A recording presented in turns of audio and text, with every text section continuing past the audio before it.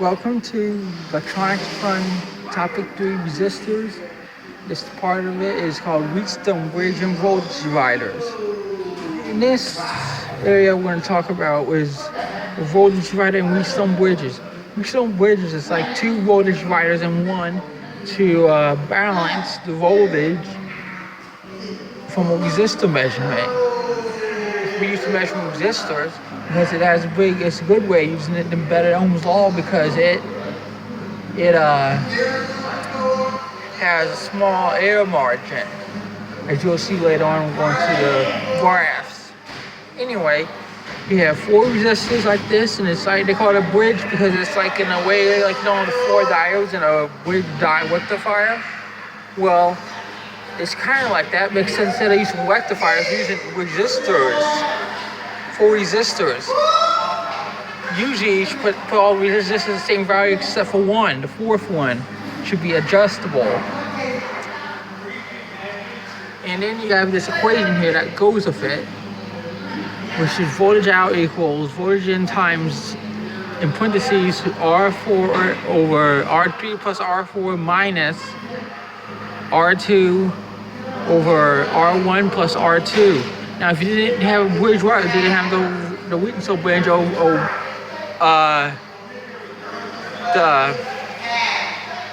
the voltage divider would just look like this. Cut this part out, and then you have left is Vn times R2 over R1 plus R2. And you can see over here,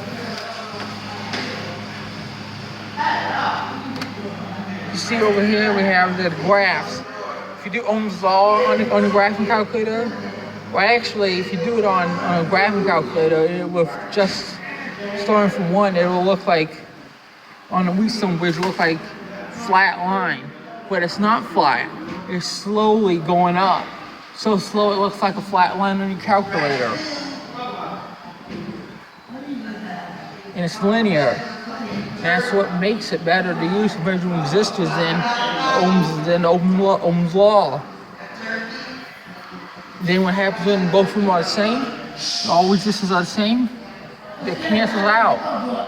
Of course, it's not going to cancel out completely because all resistors are going to be the same. They'll be having some that are close to being the same, but not all exactly. So you'll have a few millivolts left over. Anyway, let's go over this. I'm going to show you how it works. We'll do an example. You can do this example with the ones in the kit you got, with resistors and stuff like that. Okay, I have it hooked up. Got the four resistors right here on this breadboard. Of course, the breadboard looks different than that on the kit. It's smaller and it's cheaper. But anyway, you'll get a meter. The meter will look different too, but about exactly the same as this one. It'll work the same way. What we'll do is make sure we put on the voltage range, put on the 20 volts, and then we'll see what we got. I'll put it over here. Now I'll take one probe, I'll put it between there, another probe between here. Look at that. Did nothing. Let's put it 2 millivolts, shall we? They're not touching anything. You see they're not touching anything, and you're getting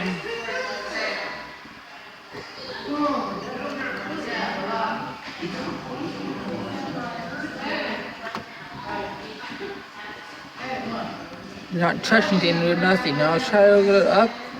We get 5.8 millivolts. That's probably reasonable because we give it a 5-volt input.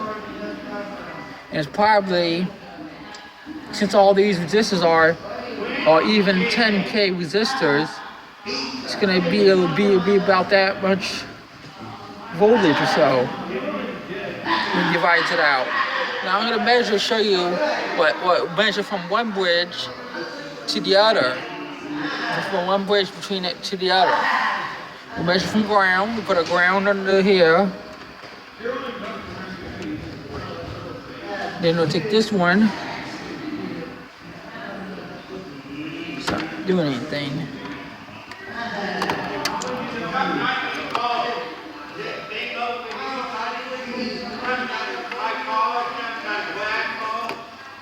We'll just put the red one on one of these voltage dividers and the black one. We'll touch the black one here. See, now it's getting over range. We have it on two. We gotta change our range. We're getting about half of what we put in to almost half.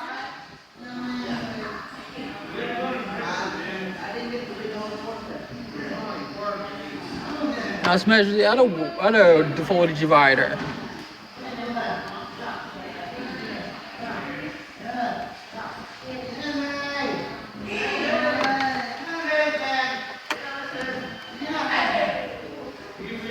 Measure it, get these leads wrapped on it. You get about the same thing. And let's try this out in the calculator.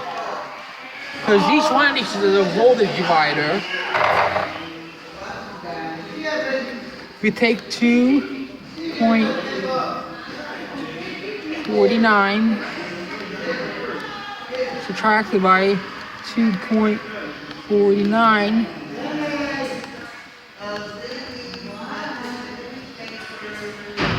hang on.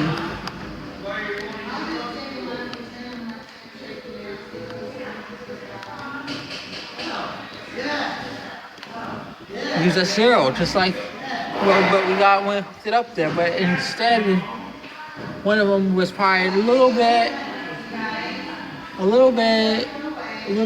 less than what it should be. The voltages don't divide out evenly. So you'll never ever get it close to zero. You would have say zero because that's like when it's doing the exact resistance, it's supposed to subtract, it's supposed to go out to zero. Now let's try. These are all 10K resistors, by the way. Let's try this. I'm gonna turn this off, and I'm gonna hook the adjustable resistor up to it.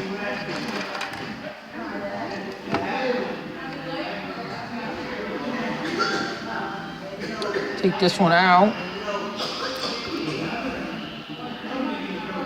We'll connect. I have this early connected to it, but don't have this one, so it didn't use it. So we'll just connect it to right there.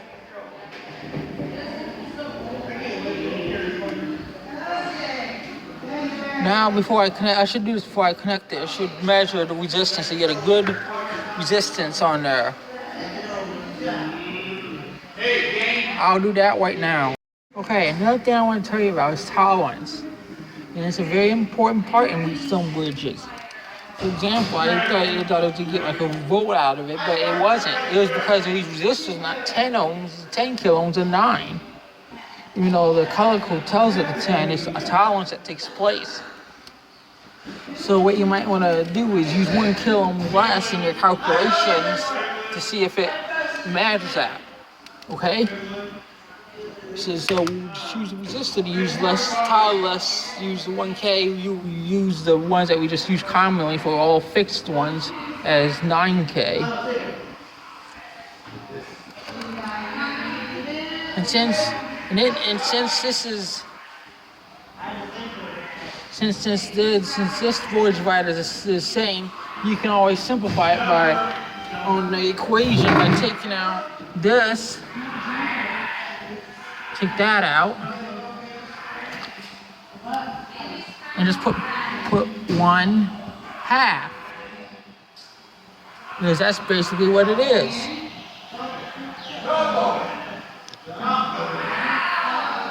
You get what I'm saying? Because you have two resistors that are the same, and in a voltage divider, they'll have the same. They will divide it in half. Same thing with capacitors and inductors for voltage divider. You know, of course, inductors ain't really used, but capacitors maybe. Anyway, what I should get is about 5.5 volts. Because if I calculate it on here, let's see if I calculate it right. put 6,000 over in parentheses 9,000, since it's not totally 10,000, would be less and not up. Oops. 6,000 divided by parentheses. Oh, come on.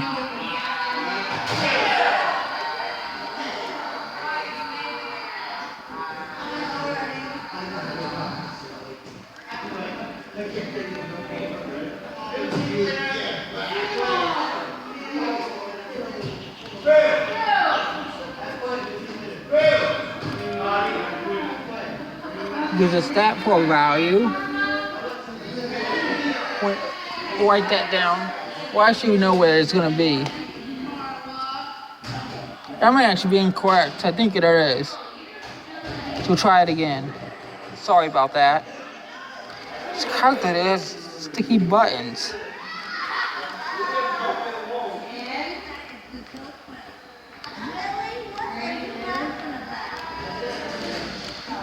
See if you get that out. 0.04. I must have had too many zeros on one of our numbers.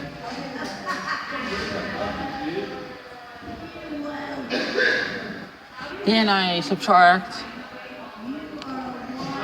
it by 0.5, since these two resistors are the same. You can subtract it by 0.5.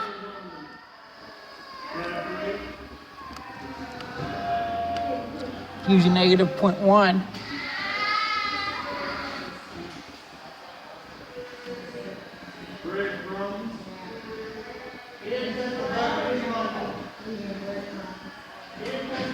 Now we gotta do is times it by 5. And you get 0.5. Let's measure on our meter here and see what we get between the two voltage dividers. Well, you know, we get 0.48. Close enough to 5, but not exact.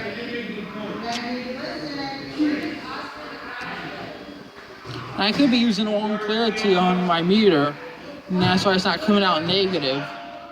Because if I switch the leads around, I'll just do it like this. Take this one here, and switch them around, put the negative and positive, positive and negative, and you'll get the backwards voltage. See?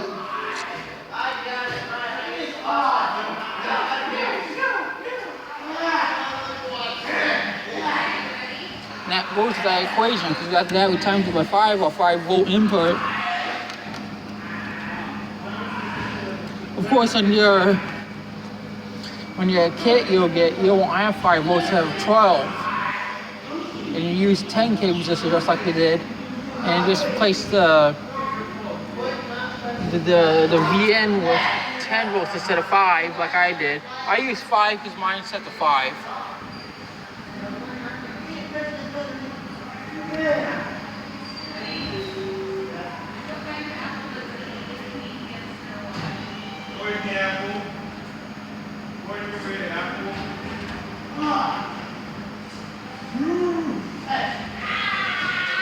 That's basically how Wheatstone bridge works. It's just balancing the resistors to get a good to read resistance. That's just most likely used. So we're measuring resistance. Some meters even put this in them for measuring the resistors. I think I don't know, not analog ones. Analog ones use Ohm's law instead. And digital ones, some digital ones, they'll use Ohm's law, or they'll use this. Probably not Ohm's law, probably something like this. Because Ohm's law means you have to measure the current. It could be doing that.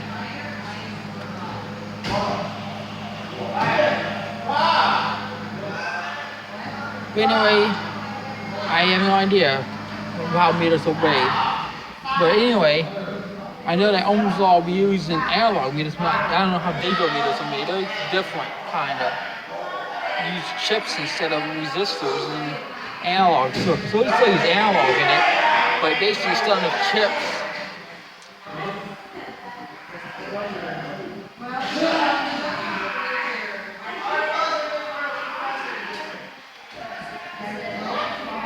And that's about it. Now I'll show you with the measure, check the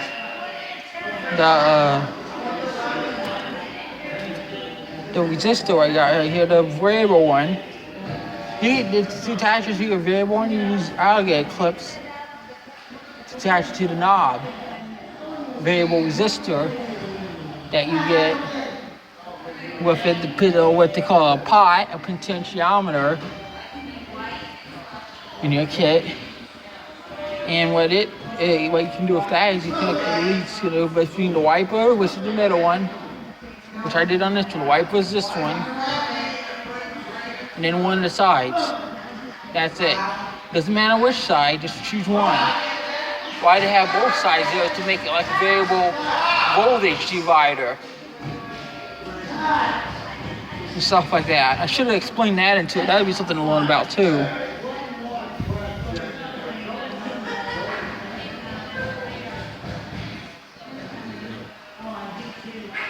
Where you evaluate your wiper's output pin and your two sides are either positive or negative, and it depends on which way I did the knob tone to what the reading will be. And I can measure it right now. We'll put it on there. Enough of talking about it. Let's put it on there.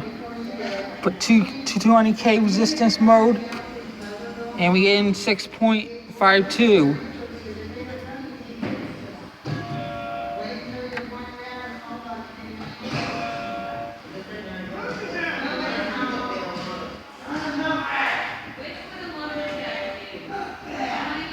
And that's how it works. So I hope you learned something about Wheatstone bridges and how they are to use. You can imagine what Thomas Edison had to go through for making his light bulb, his first light bulb, because of the resistances. Because he had too much resistance, the light bulb would dim. Too low resistance, the light bulb would burn out. It goes like that. And I had to go through troubles of figuring out which resistance will make it work.